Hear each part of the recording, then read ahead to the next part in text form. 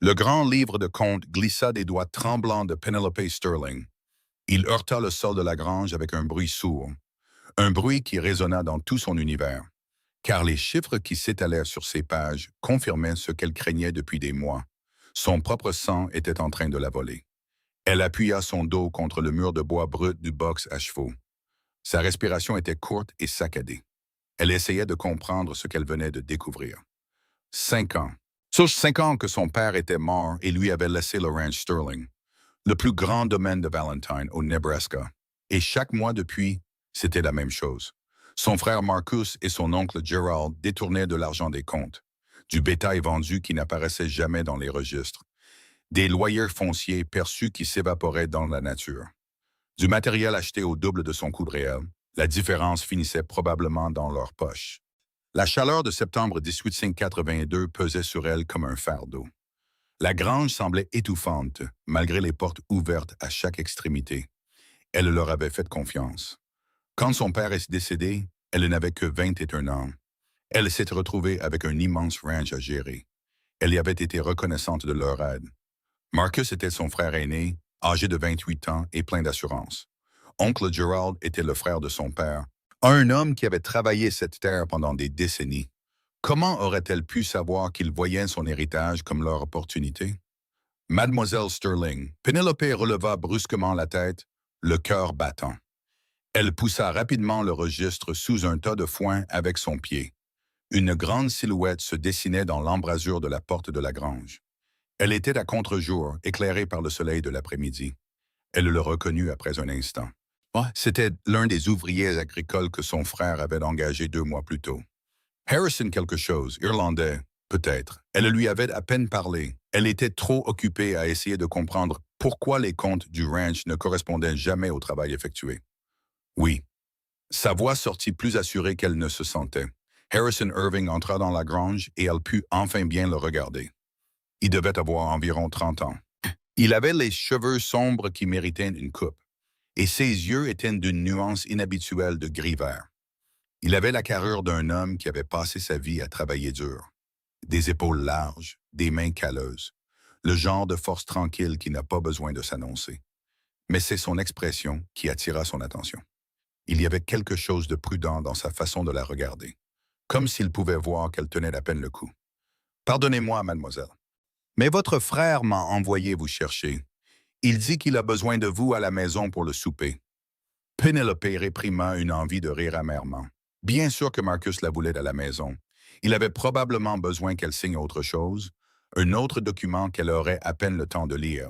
Il lui mettrait un stylo dans la main en lui disant que c'était juste une affaire de routine. « Dites-lui que j'arrive bientôt, dit-elle. Harrison ne bougea pas. Il resta là un long moment, le regard fixé sur son visage, et elle eut le sentiment inconfortable qu'il voyait plus de choses qu'elle ne le voulait.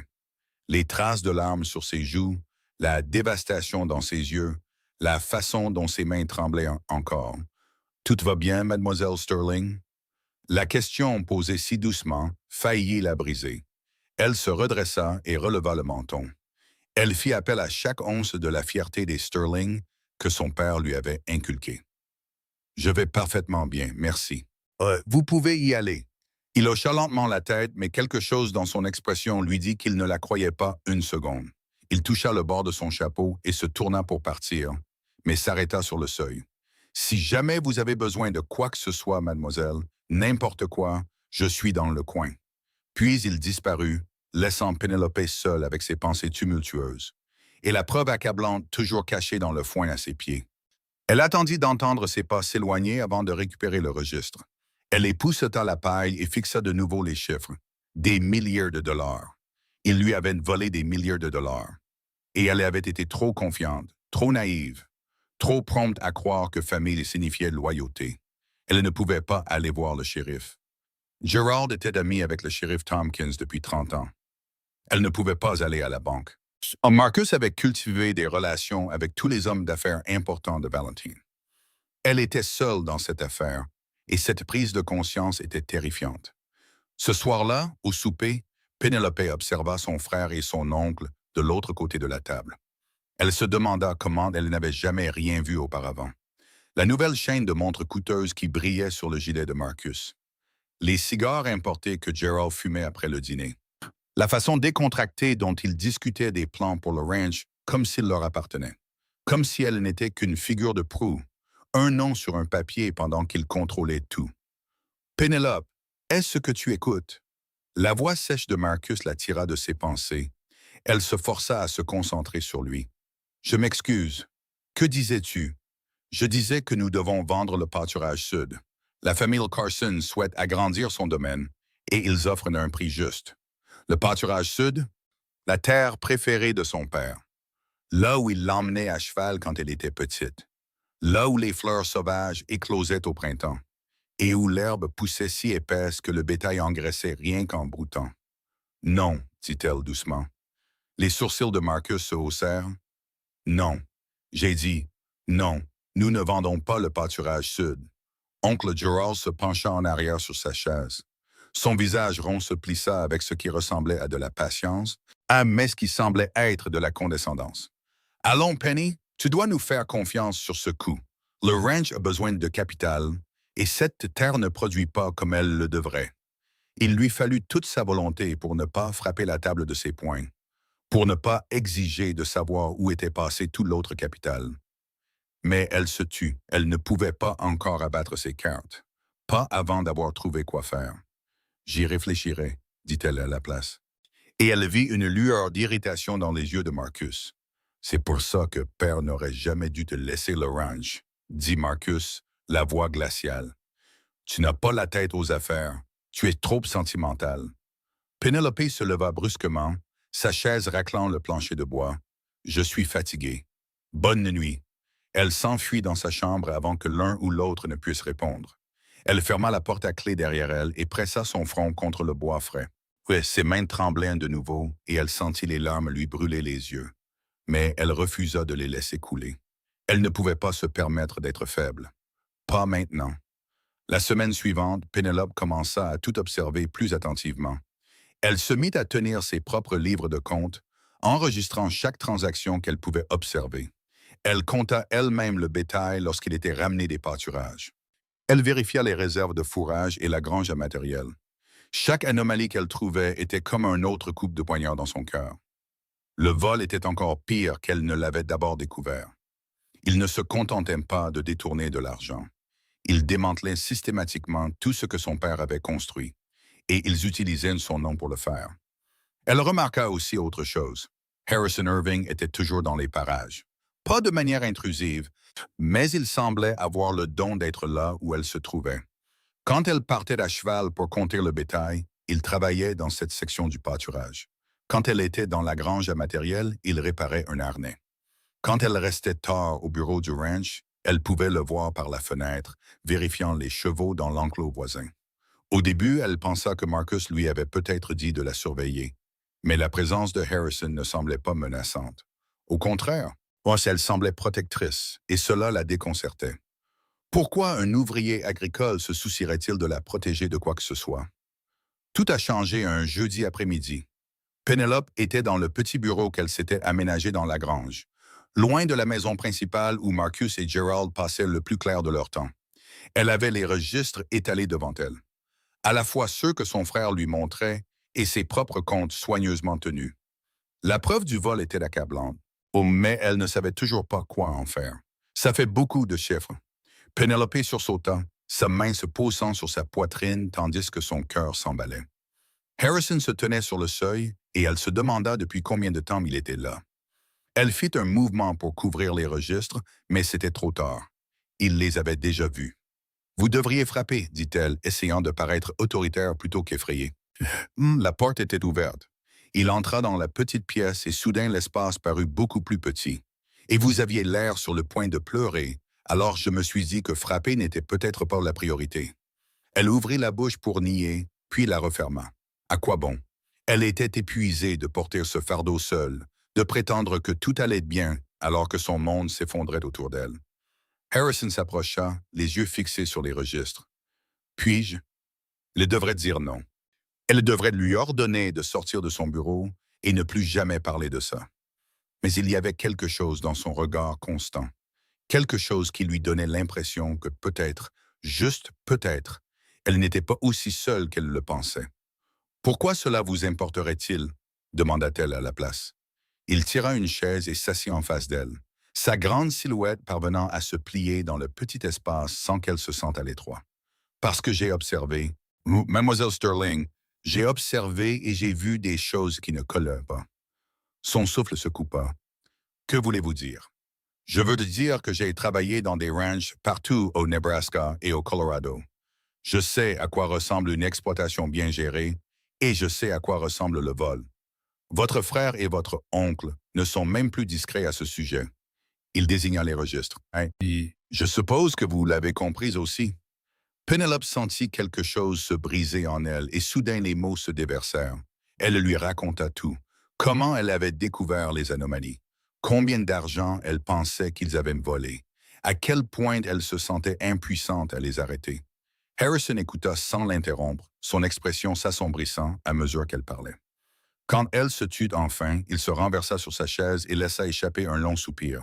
Ouais, c'est beaucoup d'argent, mademoiselle Sterling. On parle d'un crime qui pourrait les mettre en prison pour des années. Je sais, mais je ne peux pas le prouver. Ils contrôlent tout. Les livres, les comptes en banque, les relations avec les acheteurs. Si je vais voir le shérif, ce sera ma parole contre la leur. Et tout le monde dans cette ville les connaît depuis plus longtemps qu'ils ne me connaissent autrement que comme la fille de Sterling. Harrison resta silencieux un moment, et ses doigts tambourinant sur le bord du bureau. Puis il leva les yeux vers elle, et il y avait quelque chose de féroce dans son regard. Et si vous aviez de l'aide? Quel genre d'aide? Le genre qui vient de quelqu'un qui sait comment suivre l'argent et poser les bonnes questions. Le genre qui vient de quelqu'un qui n'a rien à perdre en rendant votre frère et votre oncle très, très mal à l'aise. Penelope le fixa. Pourquoi feriez-vous ça? Vous ne me connaissez même pas. L'expression de Harrison s'adoucit et il se pencha légèrement en avant. Je vous connais assez bien, mademoiselle Sterling. Je vous ai vu travailler jusqu'à l'épuisement en essayant de comprendre ce qui arrivait à votre ranch. Je vous ai vu être bonne avec chaque ouvrier ici, même quand vous portiez clairement le poids du monde sur vos épaules. Je vous ai vu refuser de vendre une terre que vous aimez, même sous la pression. Ça m'en dit assez. Quelque chose de chaleureux se déploya dans la poitrine de Penelope, quelque chose qui n'avait rien à voir avec le vol ou le ranch ou quoi que ce soit. C'était la première fois depuis des mois, peut-être des années, que quelqu'un la voyait vraiment. Pas comme la fille de Sterling ou la propriétaire du ranch, ou la femme qui devait signer des papiers et se taire. Juste elle. Je ne peux pas vous payer de supplément, dit-elle, sa voix à peine plus forte qu'un murmure. Un lent sourire traversa son visage et le transforma de beau à dévastateur. Je ne demande pas de paiement, mademoiselle Sterling. Je demande à vous aider à récupérer ce qui vous appartient. C'est comme ça que ça a commencé. Au cours des 3 semaines suivantes, Harrison devint son partenaire pour démêler le vol. Il était prudent, méthodique et étonnamment malin. Il se lia d'amitié avec les ouvriers des ranchs voisins et posa des questions désinvoltes sur les ventes de bétail. Il se rendit en ville et offrit des verres à des hommes qui travaillaient au chemin de fer, apprenant des choses sur les expéditions qui étaient noissées. Il réussit même à se lier d'amitié avec l'assistant de la banque. Un jeune homme plus que heureux de se plaindre de son travail ennuyeux à quelqu'un qui voulait bien l'écouter. Lentement, pièce par pièce, ils constituèrent un dossier. Ils trouvèrent des registres de ventes de bétail qui n'avaient jamais été inscrits dans les livres officiels. Ils découvrirent que Marcus vendait du foin au chemin de fer à des prix bien supérieurs à ce qu'il déclarait, empochant la différence. Ils apprirent que l'oncle Gerald louait des terres du ranch à des éleveurs de moutons, un péché capital au pays du bétail, et gardait tout l'argent pour lui. Pendant tout ce temps, Penelope se sentit attirée par Harrison d'une manière qui n'avait rien à voir avec son aide. Elle aimait la façon dont il l'écoutait quand elle parlait. Vraiment l'écoutait, comme si ses mots comptaient. Elle aimait son sens de l'humour pince sans rire qui la prenait au dépourvu et la faisait rire malgré tout. Elle aimait la façon prudente dont il traitait les chevaux, le respect qu'il montrait aux autres ouvriers du ranch, la compétence tranquille avec laquelle il abordait chaque tâche, et elle ne pouvait s'empêcher de remarquer la façon dont il la regardait parfois, quand il pensait qu'elle ne faisait pas attention. Il y avait de la chaleur dans ses yeux gris-verts, et de la faim, et quelque chose qui ressemblait presque à de la vénération. Ils étaient dans la grange un soir, examinant les dernières informations qu'il avait recueillies quand Marcus entra. Pénélope le vit de la première et ferma rapidement le registre, mais pas assez vite. « Qu'est-ce que vous faites? » La voix de Marcus était tranchante de suspicion. « Nous examinons les comptes de fourrage, dit Pénélope, forçant sa voix à rester calme. Nous avons épuisé les provisions plus vite que prévu. » Les yeux de Marcus passèrent d'elle à Harrison et de nouveau à elle. « Et tu as besoin d'un ouvrier de ranch pour t'aider avec ça? » Monsieur Irving a de l'expérience dans la gestion des approvisionnements de par ses postes précédents, dit-elle, ce qui n'était pas tout à fait un mensonge. Harrison lui avait parlé de son passé, de son ascension de garçon d'écurie à contremaître de ranch. Avant qu'un différend avec un propriétaire malhonnête ne le laisse errer de place en place. « Je n'aime pas que vous passiez autant de temps seuls tous les deux, dit Marcus sèchement. Ça ne semble pas convenable. Pénélope sentit sa colère monter. Ce qui n'est pas convenable, c'est que tu me dises comment gérer mon propre ranch. Quelque chose de dangereux brilla dans les yeux de Marcus. Ton ranch. Père te l'a peut-être laissé, Penny. Mais nous savons tous les deux que tu ne peux pas le gérer seul.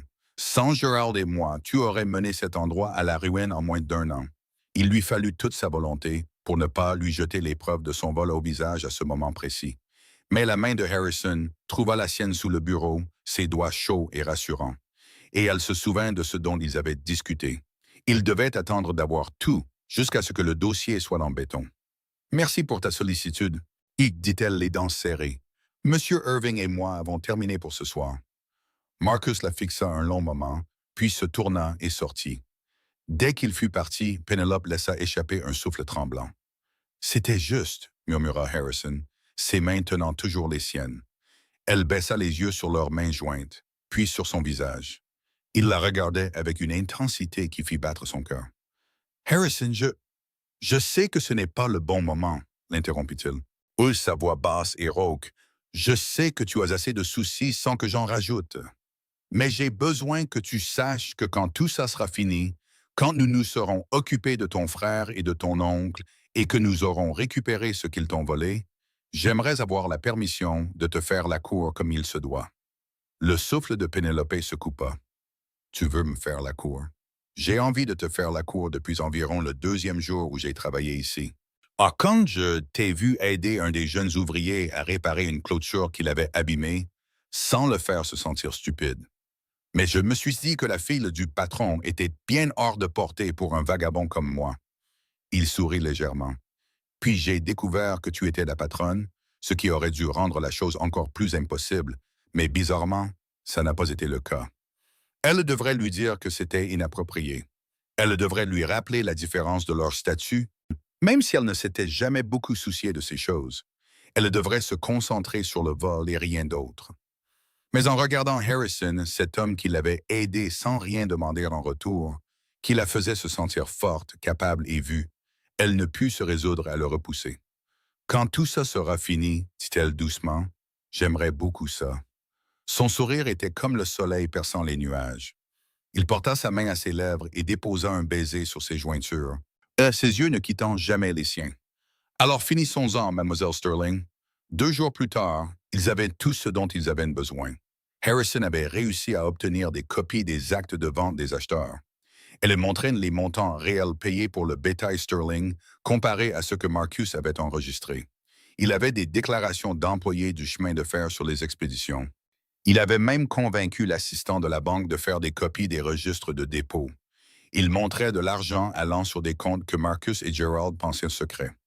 Pénélope était assise dans l'ancien bureau de son père dans la maison principale.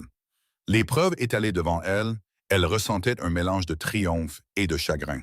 Triomphe d'avoir la preuve qu'elle n'était ni folle ni incompétente. Chagrin que sa propre famille les trahit si profondément.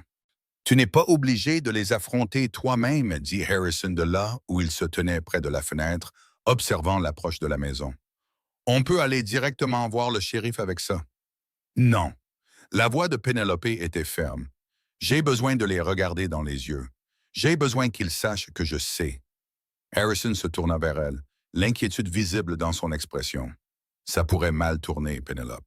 C'était la première fois qu'il utilisait son prénom, et elle le sentit comme une caresse. « Je sais, mais c'est mon ranch, ma famille, mon combat. Il traversa la pièce et lui prit les mains, la tirant sur ses pieds. Alors c'est notre combat, parce que ça te plaise ou non, tu ne fais plus ça seul. Elle se hissa sur la pointe des pieds et l'embrassa, un baiser rapide et désespéré, rempli de toutes les choses pour lesquelles elle n'avait pas encore de mots. Il émit un son grave dans sa gorge et la serra plus fort, ses bras s'enroulant autour d'elle comme s'il pouvait la protéger de tout ce qui allait arriver. Quand ils se séparèrent enfin, ils étaient tous les deux essoufflés. Après que tout ça soit fini, murmura-t-elle contre ses lèvres, nous avons beaucoup de choses à nous dire. J'y compte bien. Ils demandèrent à Marcus et à l'oncle Gerald de venir au bureau, sous prétexte de discuter de la vente du pâturage sud. Les deux hommes arrivèrent l'air satisfaits, eux s'attendant clairement à ce que Penelope ait finalement cédé. Leurs expressions changèrent quand ils virent Harrison debout à côté d'elle. « Qu'est-ce qu'il fait ici ?» demanda Marcus. « Monsieur Irving est ici parce qu'il m'a aidé à découvrir quelque chose de très intéressant. » La voix de Penelope était stable malgré son cœur qui battait la chamade. Elle prit le premier registre. « Vous m'avez volé tous les deux pendant des années. » Le silence qui suivit fut assourdissant. L'oncle Gerald se reprit le premier, son visage devenant rouge. « C'est une accusation grave, Penny. Tu ferais mieux d'être très sûr de toi avant de dire des choses pareilles. » « Oh, j'en suis sûr. » Elle commença à étaler les preuves pièce par pièce, les fausses factures, les comptes cachés, les ventes qui n'avaient jamais été enregistrées. À chaque révélation, l'expression de Marcus s'assombrissait et celle de Gerald devenait plus paniquée. « Ça ne prouve rien, » dit finalement Marcus, mais sa voix avait perdu son assurance. « Tu as des chiffres qui ne correspondent pas. Ça pourrait être de simples erreurs de comptabilité. » Harrison parla pour la première fois, sa voix froide et dure. « Est-ce une erreur de comptabilité que vous ayez vendu 300 têtes de bétail à la Henderson Outfit au printemps dernier et n'en ayez déclaré que la moitié? Parce que j'ai l'acte de vente ici même, avec votre signature dessus. » Le visage de Marcus devint blanc. « Où as-tu eu ça? »« Est-ce que ça a de l'importance? » demanda Penelope. « Le fait est que j'ai des preuves, des actes de vente, des relevés bancaires, des déclarations d'acheteurs, tout ce dont j'ai besoin pour vous faire arrêter tous les deux pour vol et fraude. » Gerald s'avança vers elle et Harrison se plaça immédiatement entre eux, sa main tombant sur le couteau à sa ceinture. L'homme plus âgé s'arrêta, levant les mains. « Allons, Penny, parlons-en. Nous sommes de la même famille. »« Famille, » répéta Penelope, et sa voix se brisa légèrement. « Tu as raison. Nous sommes de la même famille, ce qui rend tout ça bien pire. Mon père vous faisait confiance, je vous faisais confiance, et vous avez remboursé cette confiance en me volant. Ton père n'aurait jamais dû tout te laisser, » cracha Marcus, son sang-froid finissant par craquer. « Tu es une femme. Oh, tu n'as rien à faire à la tête d'un ranch de cette taille. Gerald et moi avons fait le vrai travail pendant que tu jouais à être importante. » Le vrai travail. La voix de Penelope s'éleva. « Vous appelez le vol du travail? Vous appelez la fraude du travail? J'ai géré ce ranch, Marcus. Moi. Pendant que toi et oncle Gerald étiez trop occupés à voler pour remarquer que c'était moi qui m'assurais que les ouvriers soient payés, que le bétail soit marqué, que les clôtures soient réparées. Ah, j'ai fait tout ça pendant que vous comptiez votre argent volé. »« Que veux-tu? » demanda Gerald doucement, et il y avait de la défaite dans sa voix. « Tu as clairement gagné. Alors que se passe-t-il maintenant? » Penelope prit une profonde inspiration. C'était de la partie qu'elle redoutait. « Je veux que vous quittiez tous les deux mes terres aujourd'hui, tout de suite. Faites vos bagages, partez et ne revenez jamais. »« Tu ne peux pas me mettre dehors, » dit Marcus, incrédule. « Moi, je suis ton frère. Tu es un voleur, et si tu ne pars pas de ton plein gré, j'apporterai toutes ces preuves au shérif Tompkins et je le laisserai t'arrêter. C'est ça que tu veux, être traîné hors d'ici enchaîné? » Les deux hommes échangèrent un regard. Oncle Gerald semblait prêt à accepter la défaite, mais l'expression de Marcus était tordue de rage. « Espèce de petite sorcière ingrate, tout ce que nous avons fait, c'était pour cette famille. »« Non, » dit Harrison calmement, dangereusement. « Tout ce que vous avez fait, c'était pour vous-même, et vous êtes devenu négligent et avide, et vous vous êtes fait prendre. Maintenant, vous avez le choix, partir tranquillement ou partir menotté. Ce sont vos seules options. » Pendant un instant, Penelope pensa que Marcus allait vraiment attaquer Harrison. La tension dans la pièce était à couper au couteau. Mais finalement, Marcus tourna les talons et sortit en trombe. Gerald le suivit plus lentement. Harrison se dirigea vers la fenêtre et regarda les deux hommes traverser la cour vers le dortoir où ils logeaient. « Je vais m'assurer qu'ils partent vraiment. » Harrison. La voix de Penelope l'arrêta à la porte. Quand il se tourna, elle alla vers lui et lui prit les mains.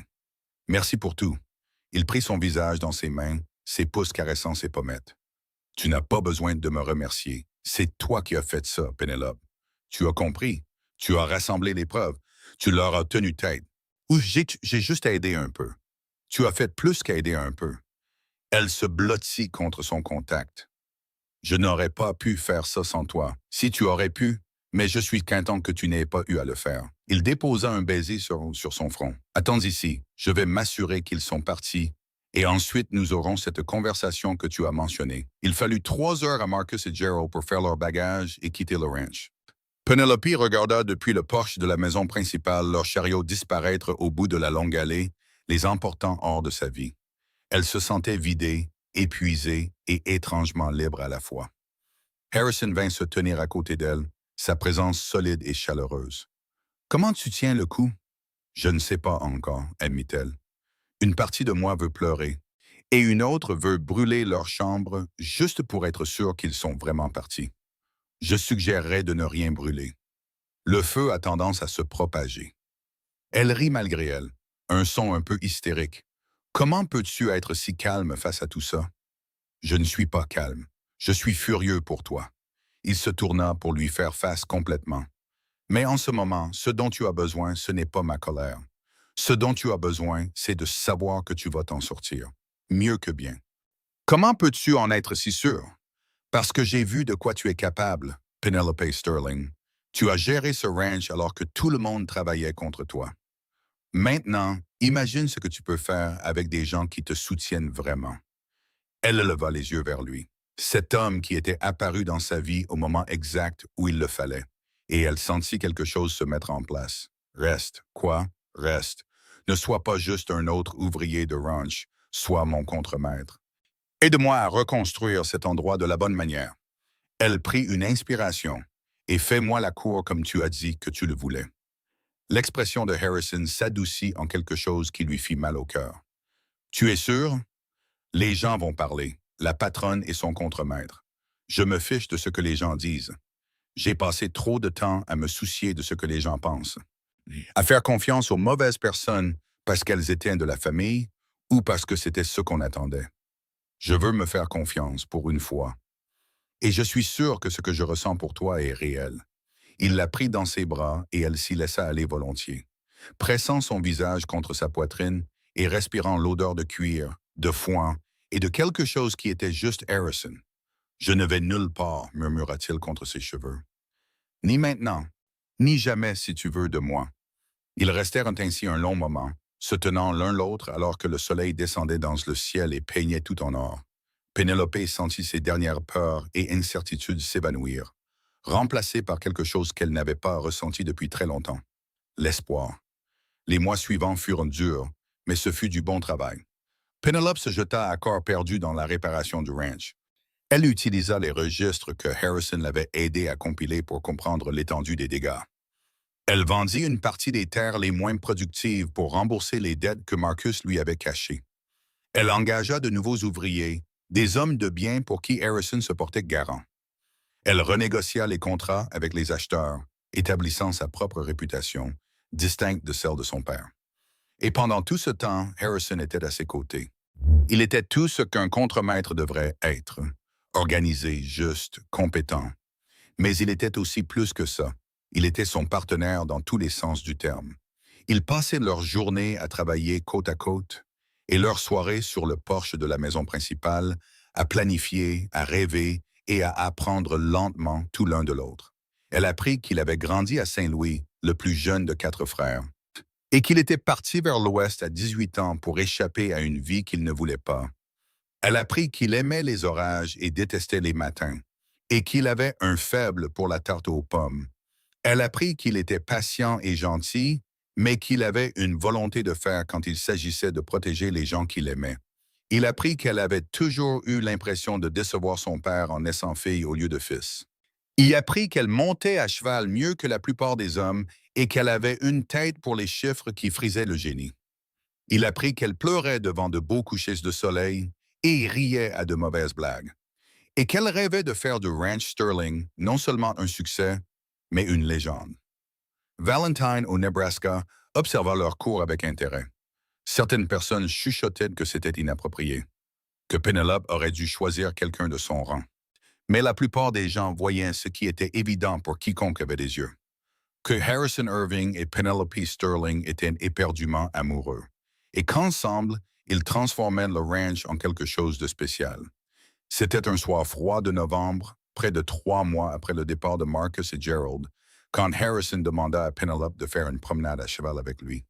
Elle s'emmitoufla dans son manteau le plus épais et le rejoignit à l'écurie où il avait déjà scellé leurs chevaux. « Où allons-nous » demanda-t-elle alors qu'il s'éloignait dans le crépuscule. « Tu verras. » Il la conduisit au pâturage sud, la terre que son père avait aimée, la terre qu'elle avait refusé de vendre. L'herbe était maintenant brune avec l'approche de l'hiver, mais elle était toujours belle à sa manière. Harrison mit pied à terre et l'aida à descendre, ses mains s'attardant sur sa taille. « Je voulais t'amener ici, dit-il, parce que c'est ici que j'ai réalisé pour la première fois que j'étais amoureux de toi. » Le souffle de Pénélope se coupa. Ils avaient tourné autour du mot « amour », l'avaient sous-entendu de 1000 manières, mais aucun ne l'avait dit clairement. Harrison continua, fouillant dans la poche de son manteau. « C'était environ 1 semaine après que nous ayons commencé à enquêter sur ton frère. Nous sommes venus ici pour compter le bétail et tu as commencé à me parler de ton père, de la façon dont il t'amenait ici quand tu étais petite. Et tu avais cette expression sur ton visage, comme si tu étais ailleurs, dans un endroit heureux. Et j'ai pensé, je veux passer le reste de ma vie à mettre cette expression sur son visage. » Il sortit une petite boîte et posa un genou à terre. Les mains de Pénélope volèrent à sa bouche. « Je sais que je ne suis pas ce que quiconque attendait pour toi. Oh, je n'ai ni terre, ni argent de mon maître, ni nom prestigieux. Mais j'ai un dos solide et un cœur loyal, et je t'aime plus que je ne pensais possible d'aimer quelqu'un. Penelope Sterling, veux-tu m'épouser? » Elle ne pouvait pas parler, la gorge nouée, alors elle hocha simplement la tête frénétiquement, des larmes coulant sur son visage. Harrison se leva et ouvrit la boîte, révélant un simple anneau d'or avec un petit diamant. Ce n'était pas extravagant, mais c'était parfait. Il le glissa à son doigt puis l'embrassa, profondément, complètement, et plein de promesses. Quand ils se séparèrent enfin, Pénélope riait et pleurait en même temps. « Je t'aime, dit-elle, les mots se libérant enfin. Je t'aime tellement, Harrison. »« Oui, oui, je veux t'épouser. » Ils se marièrent dans la petite église de Valentine par une belle journée de décembre 1882. La plupart de la ville assista au mariage, curieuse et solidaire à la fois. Penelope portait la robe de mariée de sa mère, retouchée pour sa silhouette plus fine, et Harrison portait un nouveau costume qu'il avait acheté à Omaha lors d'un voyage d'achat de bétail. Il semblait mal à l'aise dans ses vêtements formels. Mais quand il vit Penelope remonter l'allée vers lui, son visage se transforma d'une telle joie que plusieurs femmes dans l'assemblée eurent les larmes aux yeux. Ils échangèrent leurs vœux devant Dieu et la communauté, promettant de s'aimer et de s'honorer pour le reste de leur vie. Quand le pasteur les déclara mari et femme, Harrison l'embrassa avec un tel enthousiasme que les gens rirent et applaudirent. La réception eut lieu au ranch, dans la grange qui avait été nettoyée et décorée pour l'occasion. Il y avait de la nourriture, de la musique et de la danse, et Penelope se sentit plus heureuse qu'elle ne l'avait été depuis des années. En regardant Harrison rire avec les ouvriers du ranch, en voyant la façon dont il la regardait à travers la pièce bondée, comme si elle était la seule personne au monde, elle se sentit submergée de gratitude pour le chemin étrange qui les avait réunis. Tard dans la soirée, alors qu'ils se balançaient ensemble dans une danse lente, Harrison lui murmura à l'oreille « Prête à commencer notre vie ensemble, Madame Irving? » Elle se recula pour le regarder, cet homme qui l'avait sauvée de plus d'une manière. « Je suis prête à tout tant que tu es avec moi. » Encore ils passèrent leur nuit de noces dans la maison principale, dans la chambre qui avait été celle de son père et qui était maintenant la leur. Harrison fut doux et passionné et tout ce dont elle avait rêvé. Et après, ils restèrent enlacés, parlant et riant jusqu'à ce qu'ils s'endorment enfin au lever du soleil. Les mois qui suivirent ne furent pas sans défi. Gérer un ranch était un travail difficile en toutes circonstances. Mais le faire tout en étant de jeunes mariés et en naviguant dans les complications de leur relation ajoutait des couches de complexité supplémentaires. Il y eut des moments où ils n'étaient pas d'accord sur la façon de gérer les problèmes. Des moments où le poids des responsabilités semblait écrasant. Des moments où Penelope se demandait si elle était vraiment capable de faire de l'héritage de son père un succès. Mais ils affrontèrent tout ensemble. Quand une violente tempête hivernale tua une douzaine de têtes de bétail, Harrison la serra dans ses bras pendant qu'elle pleurait. Puis il l'aida à trouver comment compenser la perte. Quand un différend avec un rancher voisin menaça de mal tourner, Penelope négocia une solution qui satisfit tout le monde. Quand ils découvrirent que certains des ouvriers que Marcus avait engagés n'étaient pas tout à fait honnêtes, ils réglèrent le problème rapidement et équitablement. À travers tout cela, leur amour s'approfondit et grandit. Ils apprirent à se disputer loyalement et à pardonner rapidement. Ils apprirent à célébrer les victoires et à pleurer les pertes. Ils apprirent qu'être partenaires signifiait se soutenir mutuellement même quand c'était difficile, surtout quand c'était difficile. Au printemps de 1884, Penelope découvrit qu'elle était enceinte. Elle l'annonça à Harrison un matin au petit déjeuner, simplement et directement. Et elle regarda le choc laisser place à la joie sur son visage. Il la prit dans ses bras et la serra fort, son visage enfoui dans ses cheveux. « Un bébé, murmura-t-il. Nous allons avoir un bébé. »« Es-tu heureux ?» demanda-t-elle, même si elle pouvait sentir la réponse dans la façon dont il tremblait. « Heureux ne commence même pas à décrire ce que je ressens. » Il se recula pour la regarder. « As-tu peur? » Terrifiée, admet-elle, mais aussi excitée. « Je veux ça, Harrison. Je veux une famille avec toi. » Leur fils naquit en octobre 1884, un bébé brailleur au visage rouge qu'ils nommèrent Henry, et l'honneur du père de Penelope. Harrison assista à l'accouchement, tenant la main de Penelope et lui murmurant des encouragements. Et quand la sage-femme plaça enfin le bébé dans ses bras, il regarda son fils avec une telle admiration que Penelope tomba amoureuse de lui une nouvelle fois. « Il est parfait, » dit Harrison. Sa voix rauque d'émotion. « Tu es parfaite. Je n'arrive pas à croire que c'est notre vie, Penelope. » Épuisée et exaltée, lui sourit. « Crois-le. C'est tout ce pourquoi nous avons travaillé, tout ce pourquoi nous nous sommes battus. » Henry Irving fut un bébé heureux qui devint un bambin actif. Il aimait le ranch, aimait les animaux, aimait suivre son père partout et essayer d'aider aux corvées. En regardant Harrison enseigner à leur fils les chevaux, le bétail et la terre, Penelope ressentit un contentement qu'elle n'avait jamais imaginé possible. En 1886, ils eurent une fille qu'ils nommèrent Patricia.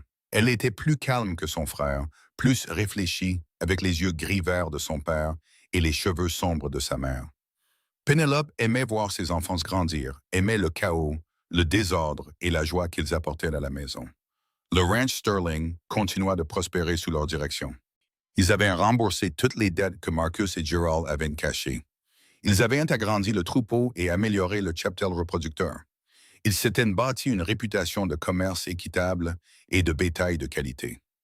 D'autres éleveurs de la région avaient commencé à respecter Penelope, non pas comme la fille de Sterling, mais comme une femme d'affaires avisée à part entière. Un soir de l'été 1887, Penelope et Harrison étaient assis sur le porche de la maison principale, regardant le soleil se coucher sur leur terre. Henry jouait dans la cour avec l'un des chiens du ranch et Patricia dormait dans les bras de Penelope. C'était un moment parfait, paisible et complet. « Tu penses parfois à eux ?» demanda Harrison doucement. « Ton frère et ton oncle. » Penelope réfléchit à la question. Elle avait entendu dire que Marcus avait déménagé en Californie et travaillait comme employé de bureau. Gerald était retourné en Ohio, où il avait de la famille. Aucun n'avait jamais essayé de la contacter. « Parfois, admet-elle, pas aussi souvent qu'avant. La plupart du temps, je suis juste triste de ce qu'ils ont gâché.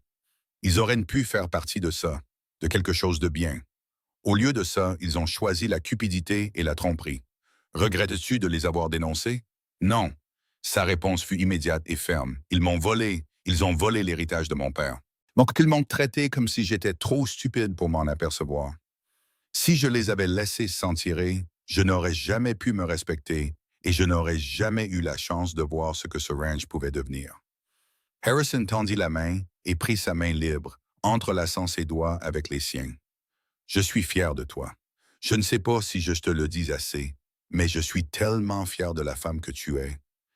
Elle serra sa main, retenant des larmes soudaines. Je n'aurais rien pu faire de tout ça sans toi. Ce n'est pas vrai. Tu es la personne la plus forte que je connaisse, Penelope. Mais je suis reconnaissant que tu m'aies laissé en faire partie quand même. Ils restèrent assis dans un silence confortable alors que le ciel passait de l'or au violet puis au bleu profond. Henry courut jusqu'au porche, essoufflé et taché d'herbe, exigeant que son père vienne voir une grenouille qu'il avait trouvée. Harrison se leva en riant et se laissa entraîner, mais pas avant de déposer un baiser sur la tête de Penelope. Penelope regarda son mari et son fils disparaître au coin de la maison. Le petit pois chaud de Patricia dans ses bras, le ranch s'étendant devant elle dans toutes les directions. C'est à ça que ressemblait la victoire, pensa-t-elle. Pas seulement récupérer ce qui avait été volé, mais construire quelque chose de mieux à la place.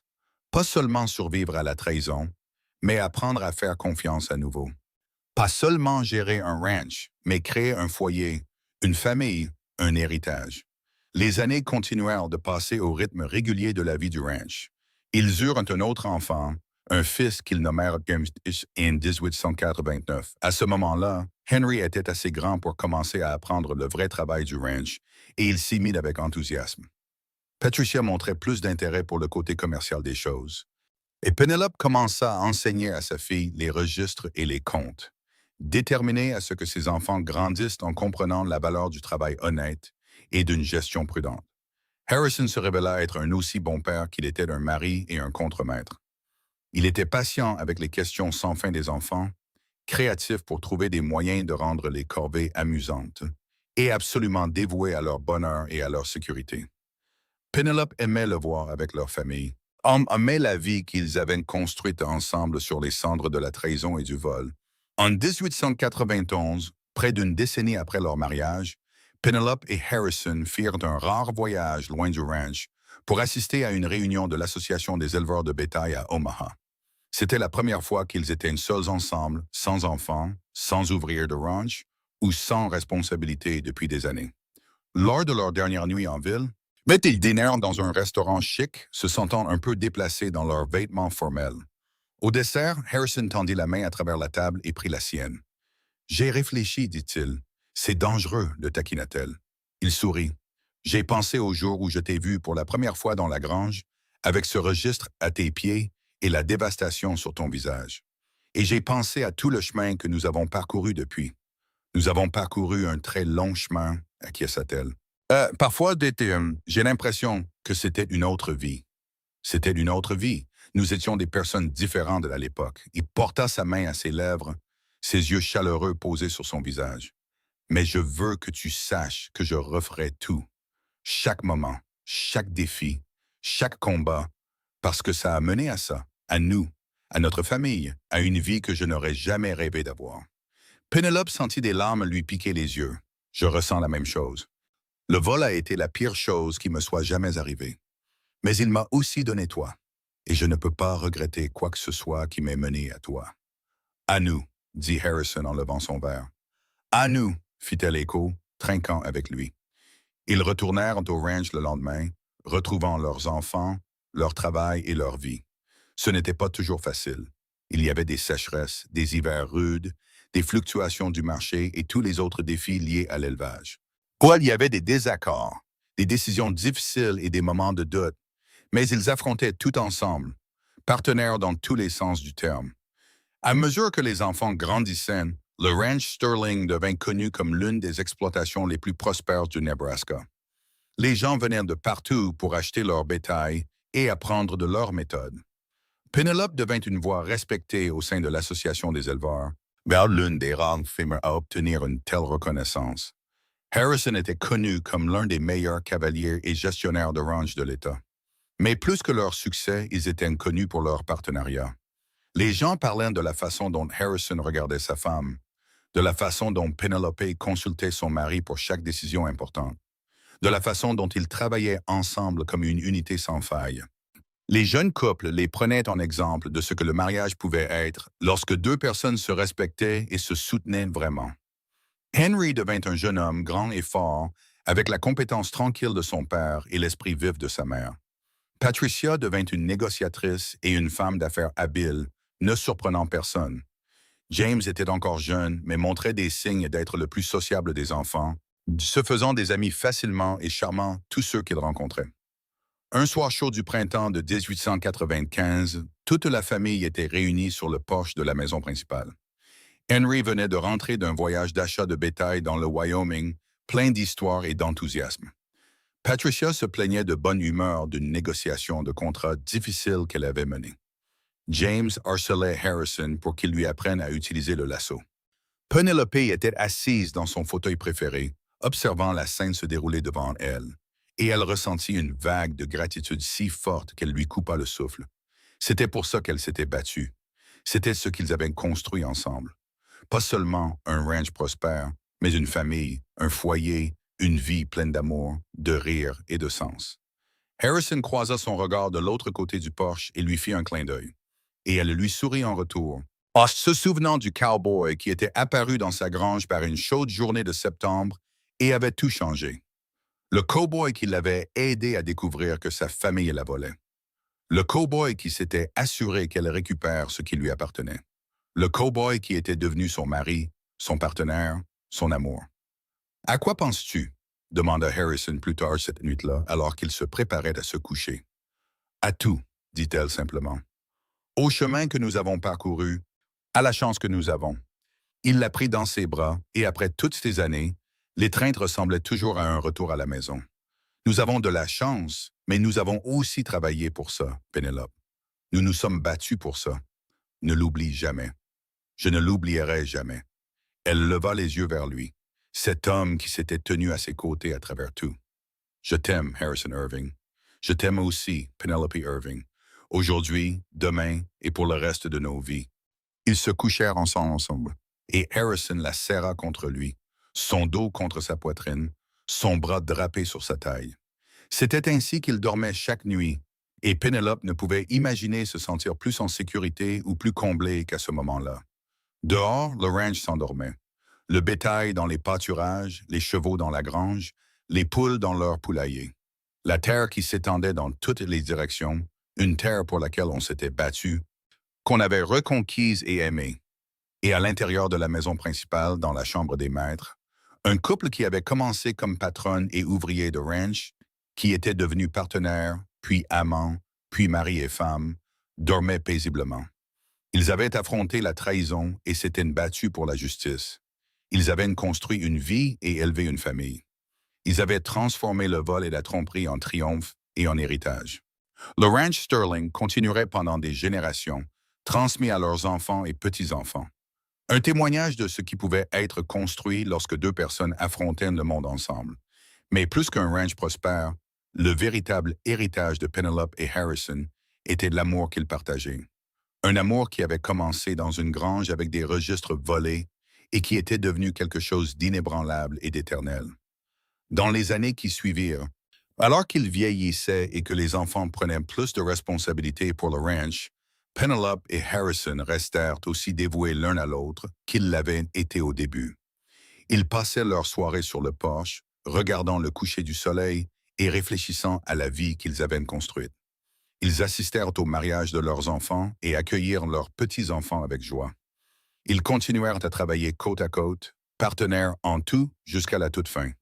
Quand des amis leur demandaient le secret de leur succès, tant en affaires qu'en mariage, ils donnaient toujours la même réponse.